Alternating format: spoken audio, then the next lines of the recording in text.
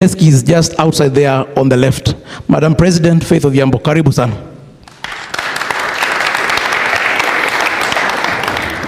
Comrades, power.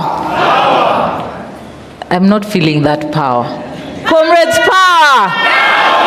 Viva. Viva. Viva Kenya, viva. Viva. Protect our constitution, viva. Viva. My fellow Kenyans, comrades and colleagues, for decades our country has faced endless spate of unresolved extrajudicial killings associated with political spectrum. I remember Law Society was involved in collecting evidence for the last Mandamano killings.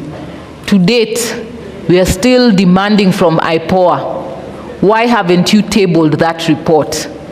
Why haven't you held those policemen accountable? Why is the Inspector General of Police still sitting on that chair?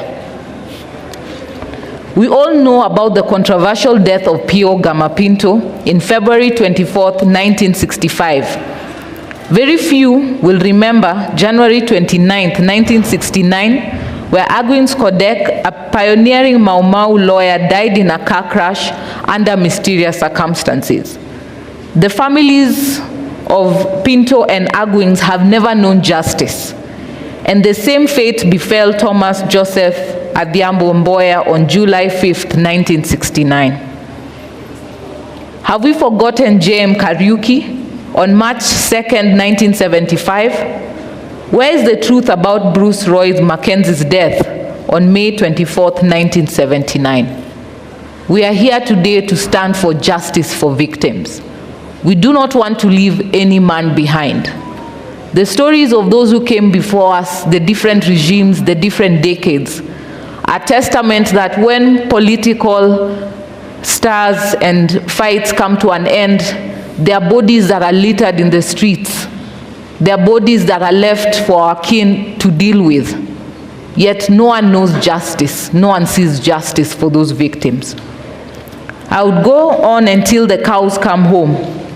And you will all see that each regime in this country has had its fair share of assassinations in an attempt to eliminate persons perceived to be standing for something that the political class do not want. Killing of innocent Kenyans on the streets started with Mzee Jomo Kenyatta on the dark Saturday of October 25th in 1969, when Jomo's visit to Kisumu turned bloody. We all know how many Kenyans died during the struggle for multi-party democracy under Moi's 24-year rule. Abductions, torture, and painful deaths did not start with this regime. The police have merely inherited the vice from generation to generation. And we are saying, does it stop in this generation? Yes. Does it stop in this generation? Yes. It must end in this generation. No more abductions, no more extrajudicial killings. President Mwai Kibaki presided over the worst tide of killings. We cannot forget about the 2007-2008 post-election violence. And we do not ever want to go back there. Uhuru Kenyatta too was no different, because every year the local newspapers reported how many people disappeared mysteriously in the hands of law enforcement agencies. And just when we thought there was a new dawn in this country, new hope, a country where the head of state was brought in the mantra for the young people, a youthful leader, we have seen police disappointing this hope. And we are demanding from the head of state that his promise that there will be no extrajudicial killings in his tenure, in his reign, that he may hold truth to that. At least if for nothing else, let people not die for standing for their beliefs. Let people not be abducted for standing for what they believe is right. And we are still demanding from him to ensure that all those who have been involved are arrested and prosecuted before our courts of law. The civil societies are struggling to put together the data of injured people, both from gunshots, crude weapons, and attempts to follow up on missing persons. We know that there are families that are still reeling in pain and anguish, and yet we want to move forward. We want to move forward, but we want to move forward with justice for everyone. These families should not be struggling with paying medical bills, struggling with fundraising to bury their kin. Yet we have a state, we have a nation that the head of state has committed that they will be held accountable for each and every death, for each and every person who have been injured. I've visited people at Kenyatta National Hospital. Young men and women like you who now will never walk again, they have lost their hands. Where do they start? We cannot move on and forget them. For a nation to grow, we must move on together. And that is what we, the Law Society of Kenya, and coalition of all our partners here today are standing for. We want justice for each and every one of our members in this great country.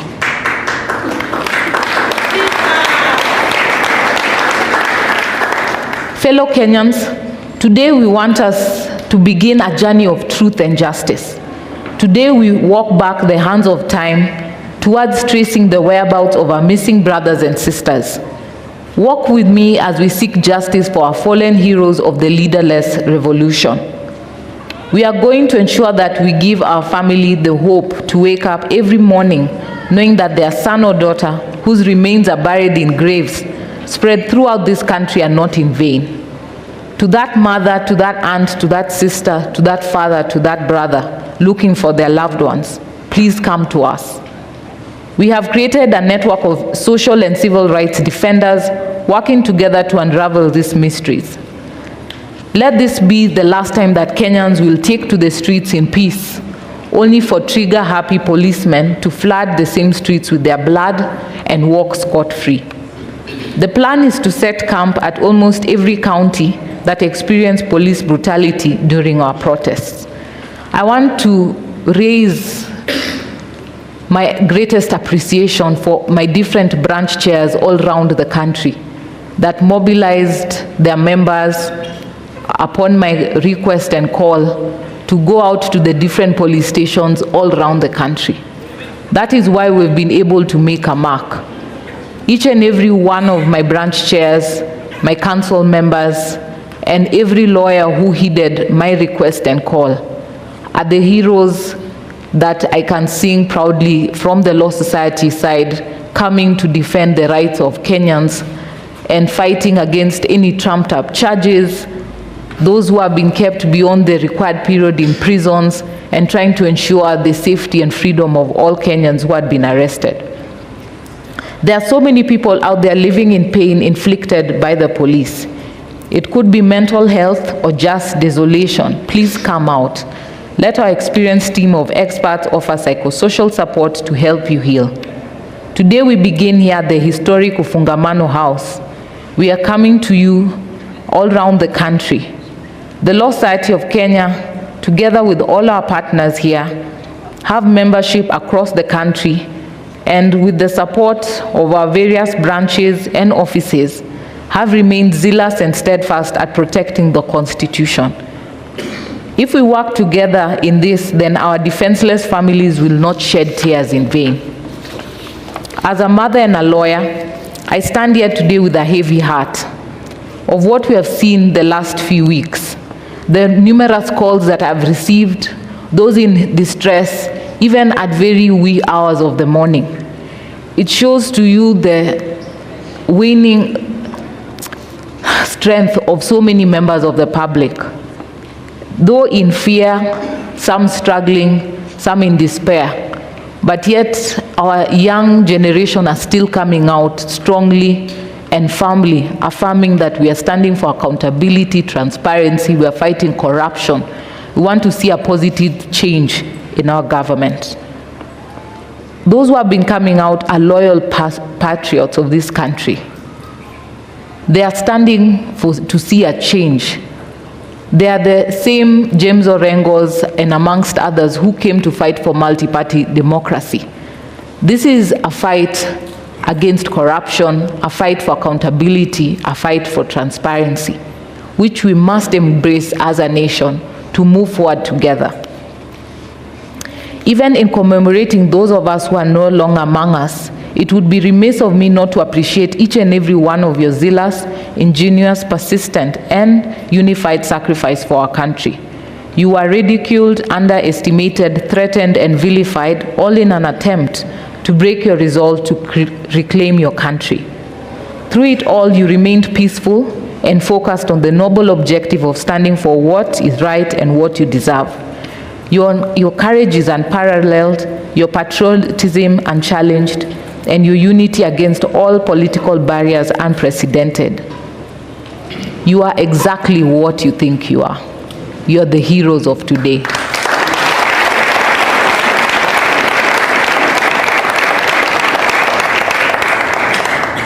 The irrefutable gains of what you people stand for shines a bright ray of hope upon the future of our country.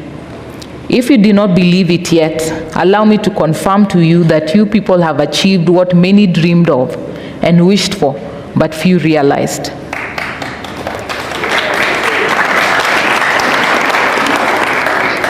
A weak and unreliable parliament betrayed you, the people who they swore to represent you.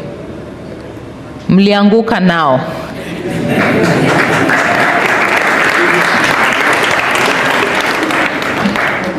A punitive tax regime was forced down the throats of Kenyans despite public outcry against the repressive finance bill. Mlianguka nayo. The political elite unified to run Kenya down the rabbit hole of treachery and deceit to deviate you from your resolve to bring change to Kenya. Namely, an ineffective, incompetent, and arrogant cabinet represented impunity and refused to work for the people from whom the power they exercised. And once again, today marks a crucial step in our progressive journey towards real sustainable change for our country. This is the onset of a series of deliberations by sovereign citizens of Kenya to reflect on who, where, and what we are as a country.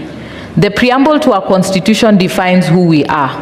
Article 10 prescribes what we ought to be, and the entirety of our constitution in its brilliant magnificence envisions where we ought to be as a nation.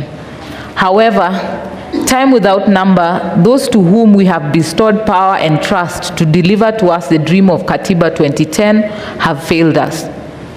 Tumewapatia lakini wamekataa kuperform. Kenya finds itself in a constitutional moment, one where the people have reclaimed their sovereignty and are ready to rid of any individual, institution, or entity that jeopardizes the well-being of the country and defies constitutional principles. What started as demonstrations against the Finance Bill 2024 has spun into a domino effect that gives us an opportunity for change that is ours to lose. Shida zetu zikianguka bado, lazima zimeingia one lege. It is thanks to this realization that the Law Society of Kenya, all our partners and stakeholders have taken the obvious step to join all of you in forging the path on which we want our country set. Thank you for embracing us, thank you for allowing us to stand with you, and thank you for allowing us to be part of you.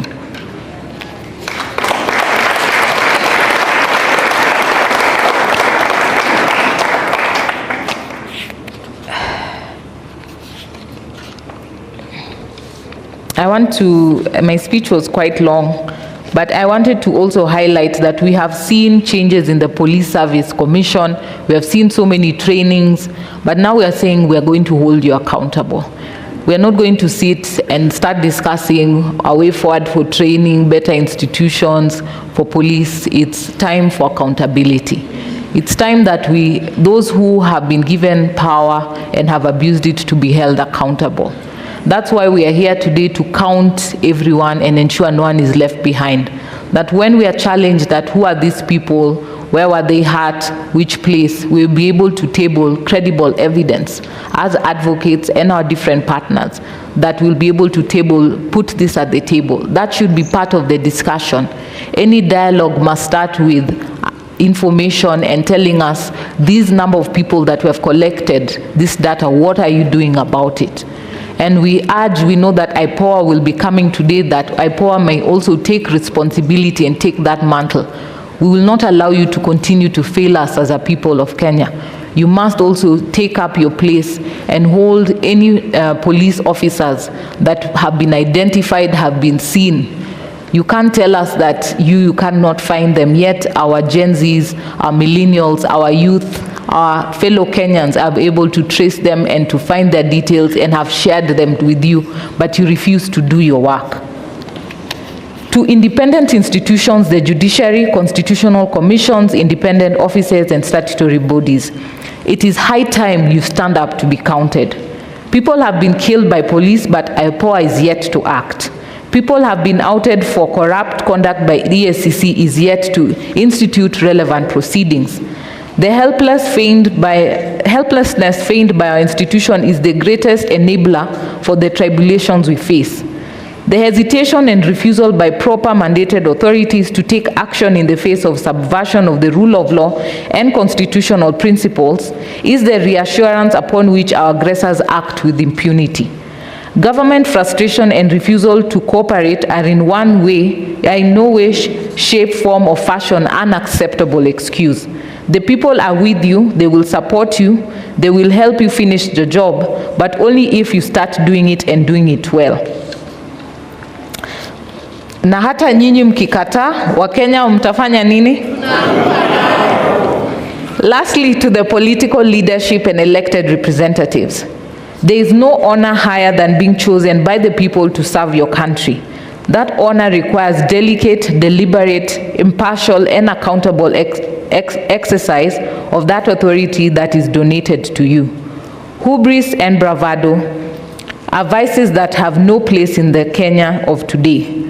The people of Kenya awake to their full authority as the true sovereign, and their realization of the beauty of their unity draws the curtains on divisive ethnic politics that has historically been endemic in this Kenyan's politics. It's time to become leaders, not rulers. It is time to represent and serve the people, not to be demigods desperate for constant praise and worship. It is time to act, not making unyielding promises. Henceforth, contempt for the people will neither go unnoticed nor remain unresolved. Genz wame ini tofauti. Genz wamegotha. We will not believe, you will not believe. From the Law Society of Kenya and all our partners, we make our solemn understanding that what we have done over the last few weeks have been fueled by the strength we have drawn from your courage. For as long as you stand for what you believe is just, fair, and right before the law, we will stand for you and will fight for you. Join me in this final prayer, the prayer for our forefathers, the Father, the prayer of our nation. We say the first stanza of our national anthem in English. O God of all creation, bless this our land and nation. Justice be our shield and defender. May we dwell in unity, peace, and liberty. Plenty be found within our borders. I pray that God bless you and God bless Kenya.